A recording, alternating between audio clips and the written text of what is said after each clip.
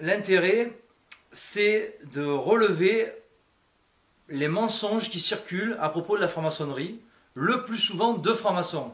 Alors, ce ne sont pas les mensonges de francs-maçons, parce que alors là, on n'aurait pas fini, hein, l'année prochaine on y est encore, mais d'examiner un petit peu, en tous les cas, ceux que j'ai pu relever, j'en ai relevé un peu plus d'une vingtaine, de mensonges de francs-maçons concernant leur secte.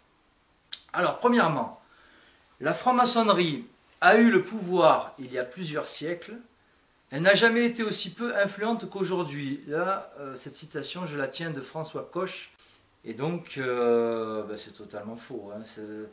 En gros, avant, la franc-maçonnerie avait le pouvoir, mais aujourd'hui, elle n'en a plus. Alors que, si vous regardez bien, que ce soit dans le gouvernement actuel, que ce soit à l'Assemblée, en gros, les ministres et les députés sont quasiment tous francs-maçons. Et si on va un petit peu plus haut dans l'échelon de la pyramide mondialiste, si on va par exemple à l'Union Européenne, hein, c'est majoritairement aussi franc-maçon. À l'ONU, pareil, c'est majoritairement juifs et francs-maçons. Et encore plus haut, au sein du cartel bancaire et du complexe militaro-industriel, ce sont aussi des francs-maçons au-delà du 33e degré. Donc cette affirmation de François Coche est tout à fait inexacte. Affirmation inverse cette fois-ci, la deuxième, dans le Figaro en décembre 2012, en titre, en gros, le nouveau pouvoir des francs-maçons. Sous-entendu, donc c'était en décembre 2012, donc après l'élection de François Hollande. Donc sous-entendu, maintenant que François Hollande est élu, avec le gouvernement socialiste, les francs-maçons ont à nouveau le pouvoir. Hein, ça veut dire en gros, du temps de Sarkozy et avant avec Chirac, ils ne l'avaient pas. Ce qui, là aussi, est totalement faux. Troisième mensonge, lorsqu'une personne publique minimise, alors j'ai bien dit une personne publique, hein, minimise le nombre de francs-maçons dans le gouvernement, dans la politique ou les médias, alors vous pouvez être certain, très souvent en fait, très souvent cette personne c'est qu'elle en est. Je parle d'une personne publique. Donc en gros, il y a deux possibilités. Soit cette personne-là est très naïve, soit elle en est, et elle est malhonnête. Hein. Mais nous dire que dans le gouvernement actuel, il n'y a que 2 ou 3 francs-maçons, il faut être soit très malhonnête, soit très naïf. Quatrième, la franc-maçonnerie n'est qu'un club philosophique et philanthropique. Alors on retrouvait ça notamment dans les hauts grades de ceux qui se targuent d'avoir une attitude philanthrope, comme David Rockefeller ou George Soros vont tenir ce discours-là, qui est complètement faux. Hein. Ce n'est évidemment pas un club où on débat simplement d'idées de société et puis voilà, qui n'a aucune influence sur les différents pouvoirs. Cinquième, la franc-maçonnerie n'est pas une idéologie, c'est un simple chemin initiatique, ce n'est pas du tout un système de pensée. C'est Serge Moiti qui a dit cela il y a peu de temps. Alors c'est tout à fait faux, puisque la franc-maçonnerie c'est un état d'esprit, c'est une idéologie de mort d'ailleurs. Et cet état d'esprit est un état d'esprit qui correspond tout à fait à l'état d'esprit juif talmudique, à l'état d'esprit du Talmud. Sixième mensonge, la franc-maçonnerie, c'est écouter l'autre et le respecter dans sa différence. C'est encore Serge Moiti qui dit ça. Et puis il est même appuyé par Daniel Keller, le grand maître du Grand Orient, qui a dit c'est aussi le vivre ensemble. Alors c'est tellement le vivre ensemble et c'est tellement le respect de l'autre et de l'opinion de l'autre, hein, et des autres religions aussi, que qu'est-ce que la laïcité, qui est la religion des francs-maçons, hein, c'est avoué par Vincent Pillon. La laïcité c'est l'éradication, hein, son but c'est l'éradication de toutes les autres religions.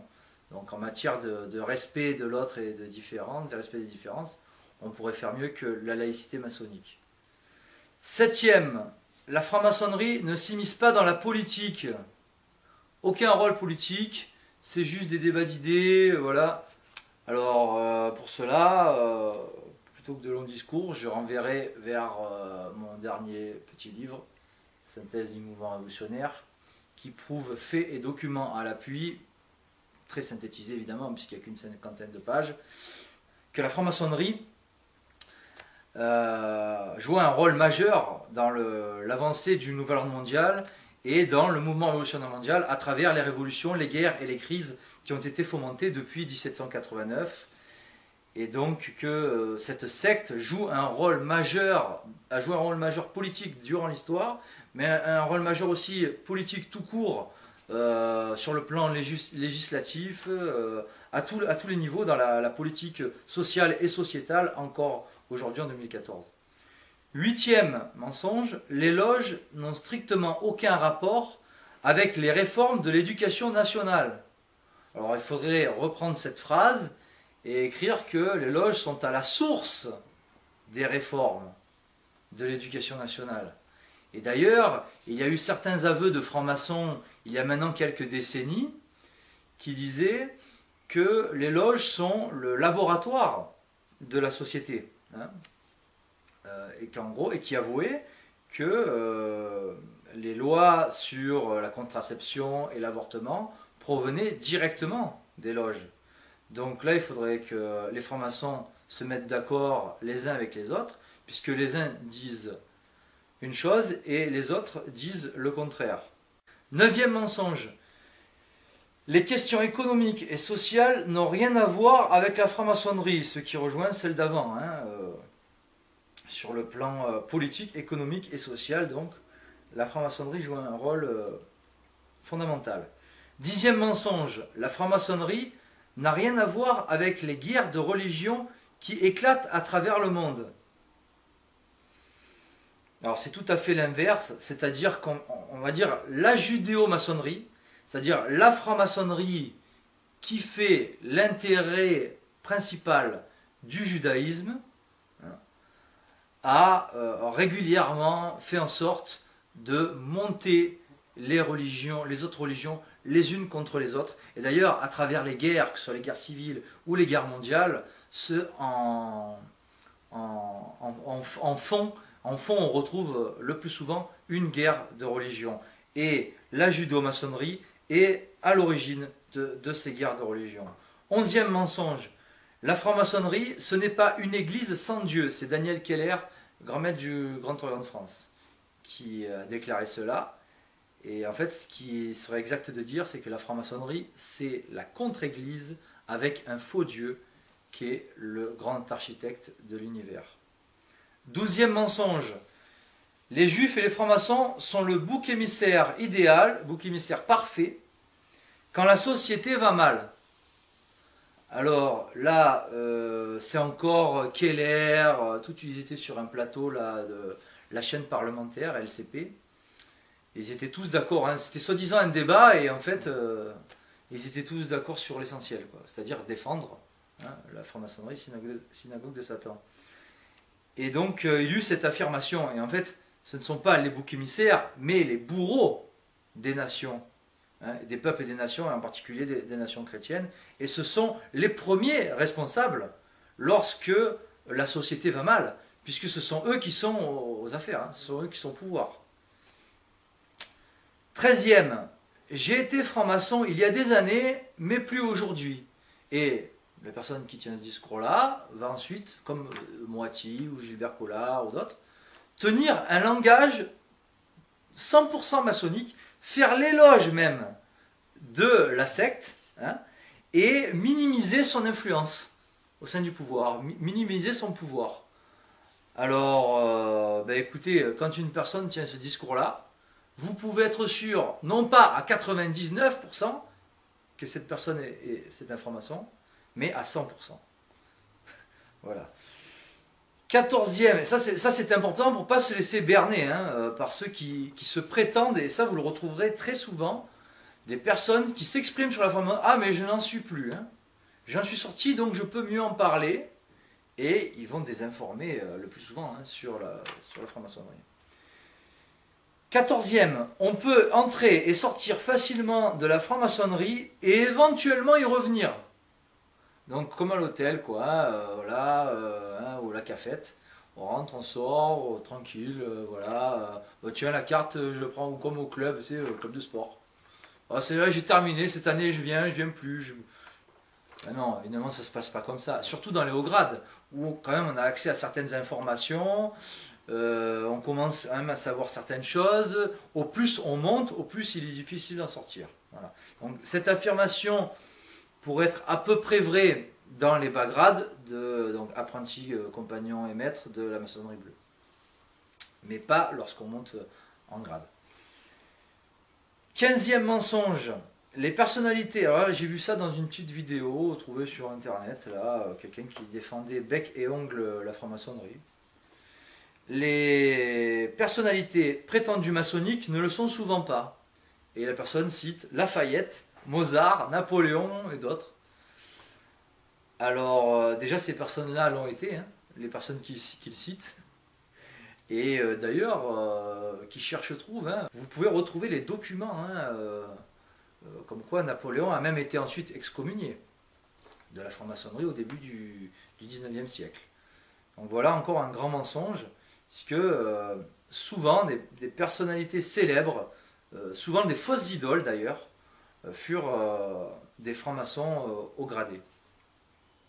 16e mensonge, celui-là il est particulièrement énorme, le billet d'1$ n'est en rien un billet de symbole maçonnique. Alors faites l'essai, vous tapez dans Google billet 1$. Illuminati, enfin peu importe, billet 1$. Et vous verrez, puis même regardez le billet d'1$, hein. Regardez-le et vous verrez des symboles lucifériens dans tous les coins et recoins. 17e mensonge, la confrérie n'est pas réservée aux seules élites sociales. Alors, certes, elle n'est pas réservée uniquement aux élites, mais son but a toujours été, encore aujourd'hui, de coopter, d'opérer une séduction sur les intelligences, c'est-à-dire sur des personnes ayant un statut social assez élevé. Et d'ailleurs, que ce soit au niveau national ou au niveau même local et régional, quiconque veut diriger une assez grosse entreprise doit être obligatoirement affilié à une loge ou à un club paramaçonnique comme le Rotary ou le Lions. Donc, ce n'est pas uniquement réservé à des postes, à des gens qui sont haut placés dans la société, mais c'est quand même la priorité des loges, de la franc-maçonnerie. Beaucoup de fantasmes, alors là c'est la journaliste qui a interviewé François Coche, Serge Moati et Daniel Keller, qui dit ça. Beaucoup de fantasmes circulent sur la franc-maçonnerie du fait de son mystère, du culte de son secret. Ce ne sont pas des fantasmes, puisque nous raisonnons dans notre travail toujours sur du factuel et donc sur des faits du sûr, sur des faits concrets et des documents qui prouvent que depuis sa création, depuis des siècles, cette secte, donc qui prouve les crimes et les méfaits de cette secte depuis sa création, en particulier depuis 1789. Donc il ne s'agit évidemment pas de fantasmes, c'est du sûr. L'assassinat du tsar et de toute sa famille, c'est par un franc-maçon. L'assassinat de Gabriel Garcia Moreno, c'est par un juif franc-maçon. L'assassinat de l'archiduc Ferdinand, c'est franc-maçon. 1789, c'est un complot 100% maçonnique. Voilà.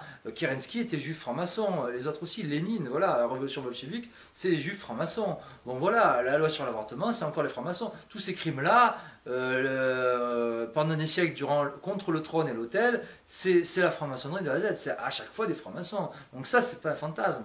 Ça, c'est des faits avérés. Et même, on le retrouve même dans Wikipédia, c'est même, voilà. Et les francs-maçons eux-mêmes, certains le reconnaissent. Donc ce n'est pas du tout un fantasme. 19e mensonge, on n'entre pas en franc-maçonnerie pour se faire des relations, un réseau, par carriérisme. C'est assez amusant d'entendre ça. Parce que la plupart de ceux qui rentrent en maçonnerie, donc au premier grade, qui sont initiés, donc qui sont apprentis au départ, déjà ils sont testés, ils doivent se soumettre à une certaine idéologie, sinon c'est au revoir. Et évidemment qu'ils rentrent là pour se faire un réseau d'affaires et puis pour pouvoir... ils voient ça comme un club, comme un marchepied pour évoluer sur le plan professionnel, quoi, dans le domaine, dans leur activité professionnelle. S'il y a bien une institution, 20e, s'il y a bien une institution qui ne comprend pas la franc-maçonnerie, c'est bien l'Église catholique. Alors là, c'est fort de café, ça. Et s'il y a bien une institution, dès le départ, au XVIIIe siècle, qui a trouvé cette société secrète très louche, du fait de son secret, c'est bien l'Église catholique, qui, dès le départ, a condamné la franc-maçonnerie. Et d'ailleurs, donc c'est exactement l'inverse. S'il y a bien une institution qui a parfaitement compris la franc-maçonnerie, c'est bien l'Église catholique. Et d'ailleurs, la franc-maçonnerie synagogue de Satan de Monseigneur Léon Meurin, mais aussi la conjuration antichrétienne de Monseigneur Henri de Lassus, prouvent parfaitement que l'Église catholique a tout à fait compris les desseins pervers de cette secte. 21e, les francs-maçons ne sont pas des anticléricaux. C'est Daniel Keller, le grand maître du Grand Orient de France, qui dit cela. Et en fait, la franc-maçonnerie, c'est la contre-église, puisque dès le départ, elle afficha son hostilité, encore là, document à l'appui, et puis fait à l'appui même, voilà, persécution contre les hommes d'église, profanation de lieux de culte, toutes ces choses-là, revendiquées par la franc-maçonnerie, la commune revendiquée par Grand Orient et Grande Loge nationale de France, révolution à la commune qui fut peut-être la plus anti-religieuse de toutes, la plus anti-catholique de toutes. Donc la franc-maçonnerie et la contre-église. Et d'ailleurs, dans certains documents, je crois que c'est dans le bulletin de l'Acacia, si mes souvenirs sont bons, on retrouvait guerre au cléricalisme.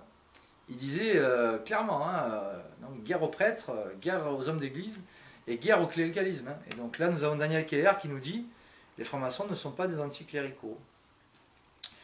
22e mensonge, je suis à la fois franc-maçon et patriote. Gilbert Collard. Ou alors Serge Moiti, mon père était à la fois un franc-maçon et un résistant. Et alors ça, c'est pas possible, puisque c'est antinomique. Être franc-maçon et patriote, c'est pas possible, puisque la franc-maçonnerie est d'essence anti-chrétienne, mais anti-nationale, anti-patriote. Donc on ne peut pas être à la fois franc-maçon et patriote. C'est comme je suis franc-maçon et résistant.